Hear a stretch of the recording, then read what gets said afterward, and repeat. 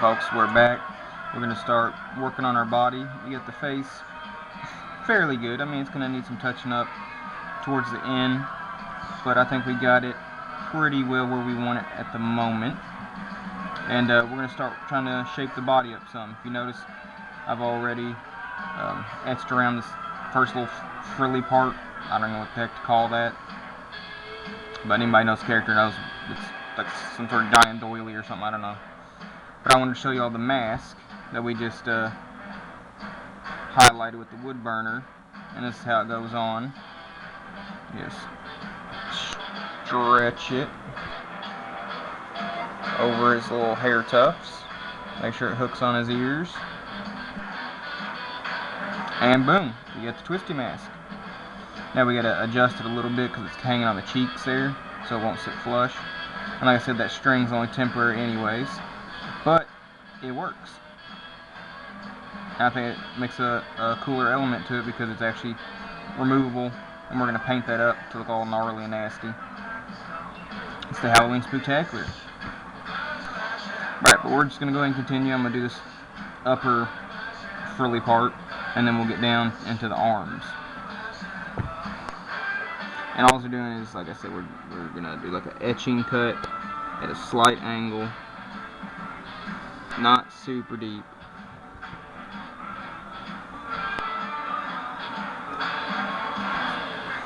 And we can add like the actual ruffle looks in later. Right now what we're trying to do is just shape it out.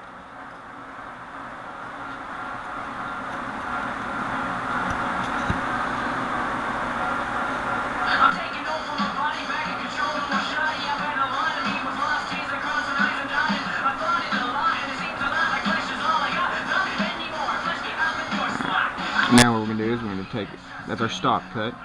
So now we're going to come in at 45 degree angle, maybe a little bit more. I'm just going to take a little wood away to create a lip of where that little frill is supposed to be, because it's layered. You have a top one that's smaller over a larger one that's below it.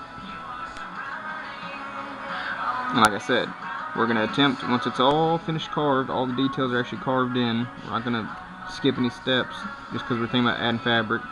But once everything's carved in and finished and actually painted, then we're going to attempt to actually add real fabric on it to give it a little added extra element of realism. I just think that's a neat touch to add on a wood carving. I mean, some people would say, well, you're covering up all the detail you put in, and in some cases I guess that's kind of true, but it just, to me, it's neat. It just gives it extra element. You know you've put the details in there, but to make it look even cooler, in my opinion, adding real fabric just gives a little something extra. Or like other ones I've done where you actually add the fur.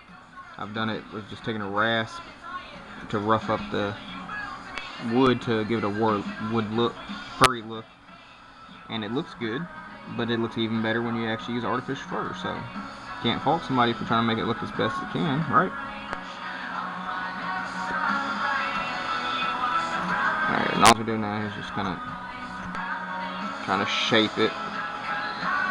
Get a nice rolled over look because it's sitting on his shoulders.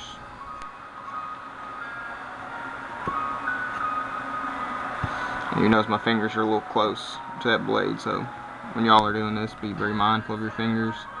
And like I said, if that knife blade drags at all, if it has any resistance, stop and sharpen it, because you don't want to have it slip and cut you, because I've cut myself pretty good before, and it bleeds like a mofo.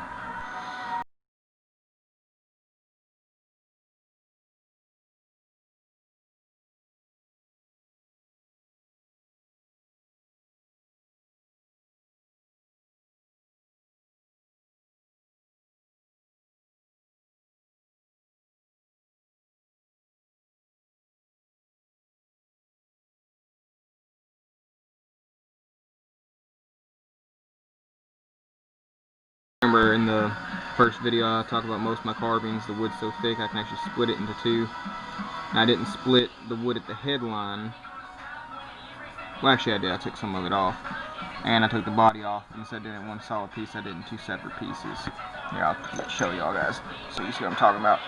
See, here's how it would have been sitting originally.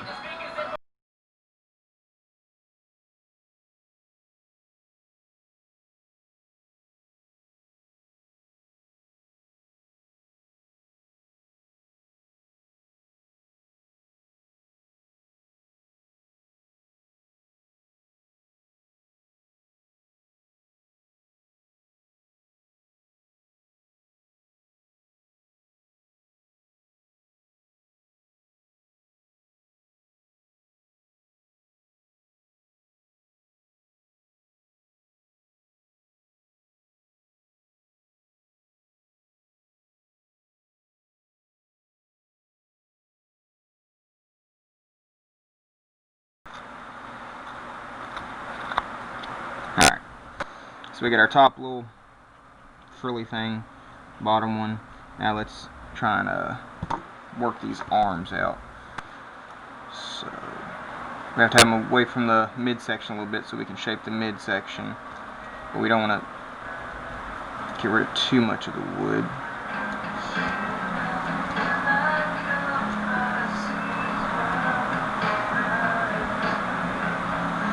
And yes, once again I'm using pen. You would think I would learn my lesson, but it just shows up so well. Pencil gets faint, and then as you're handling it, your hand can wear off the pencil marks, and it just creates some issues.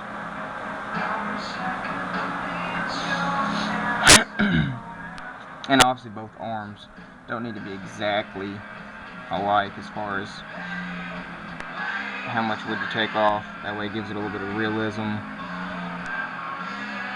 gives a little dimension. So I'm not measuring nothing, I'm just eyeballing it.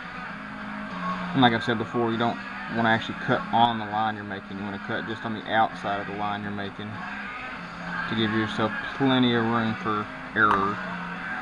Alright, so what we do here now is we've already, make sure our angles are good. We're going to do a plunging cut. Remember, you're pushing down so the blade of the knife cuts in down, and then it's a rocking motion forward. And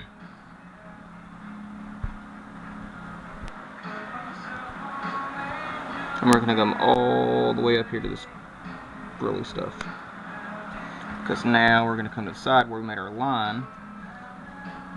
Hopefully y'all can see. Let me see if I can get a better angle for you. And on just the outside of the line, you can do the same thing, another plunging cut with a little rocking motion.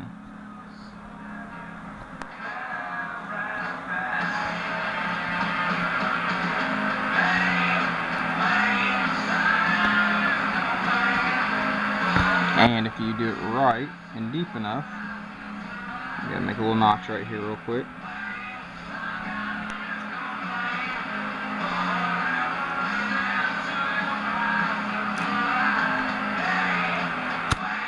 There we go. Your arm comes right off. And I usually hang on to this top piece that we've stenciled, just so we can redraw our details on later. Because hands are they're a little difficult to do right, so it's always good to have it stenciled on there for you to have a guideline. I'd say hands and feet are pretty hard as far as trying to get them to look real. Because if you look at a lot of mine up close, I mean, I put as much detail as I can in the hands and feet, but they're somewhat crude, I would say.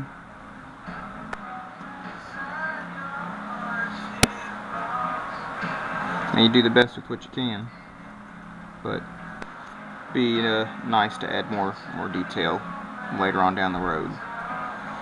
I tend to focus a lot more on where the eye travels to, which is the face and other such things like that. So if your hand looks like a hand and the foot looks like a foot, it's kind of where I leave it.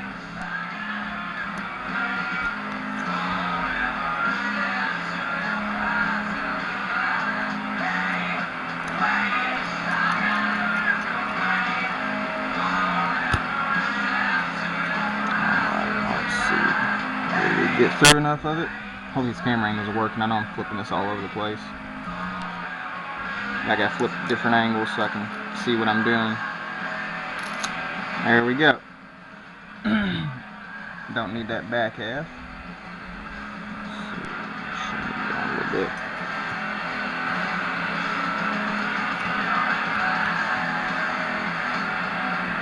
Alright.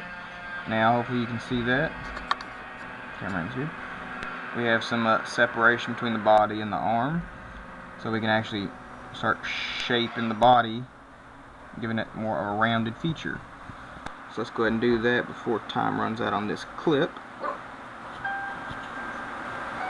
I'll do one side with you guys, and then I'll do another side by myself to save time, because we got other carvings we want to get to this month.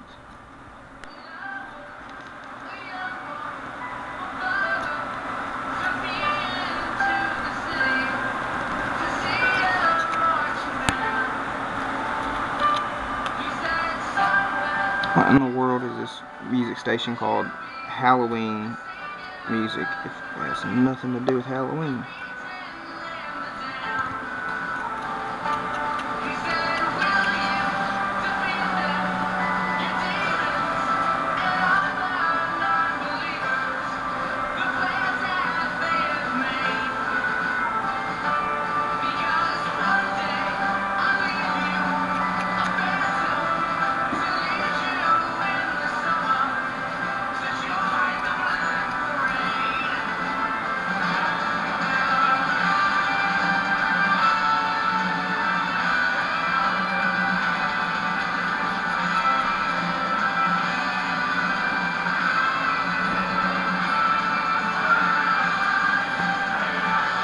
Alright, and you can see we're rounding that over a little bit. It's going to need a lot more work in the long run, but we're getting there. Just going to shape the back a little bit. We took a lot more off the back than we did the front, which isn't necessarily a bad thing.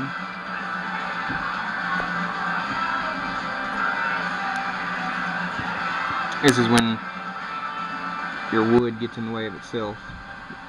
The knife handle's so long. Sometimes you can't get the exact angle you want to cut.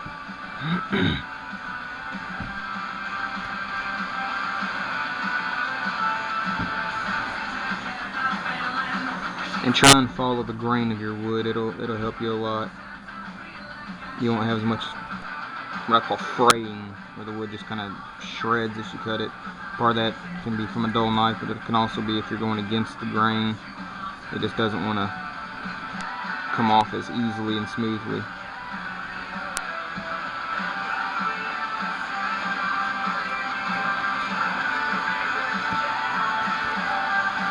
Alright, but that's the gist of it, guys. We're going to keep working at it, and we'll be back with the next clip.